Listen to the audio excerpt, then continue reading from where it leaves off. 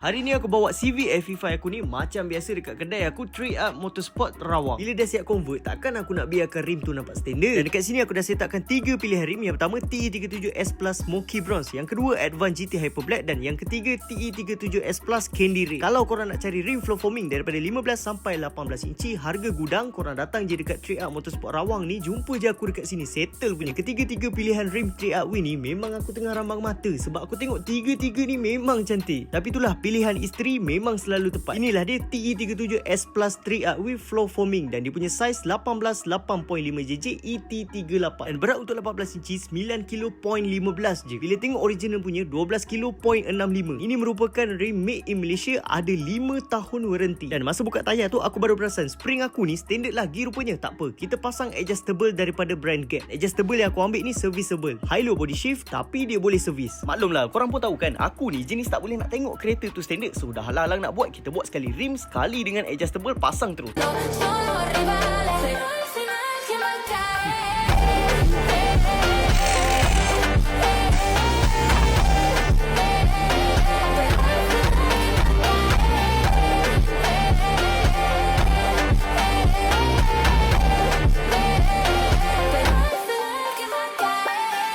Untuk setup depan aku buat satu jari dan belakang pun aku buat satu jari. Honestly, mula-mula aku ingatkan keras adjustable gap ni, tapi bila aku dah test drive 2-3 hari ni, memang rasa super comfort. And macam biasa, kalau korang tengah cari sport rim harga gudang, ataupun korang yang nak custom rim design sendiri, korang boleh datang je dekat Trade Up Motorsport. Daripada saiz 15 inci sampai 18 inci pun ada. Dan tak lupa juga untuk adjustable gap sekali dengan spring gap ni pun aku dah ready semua untuk korang. So siapa nak tengok CV FE5 aku ni sambil tukar rim harga gudang, korang datang dekat sini, jumpa aku dekat Trade Up Motorsport Rawang. Nanti adalah manis-manis aku nak bagi sikit. Bye-bye.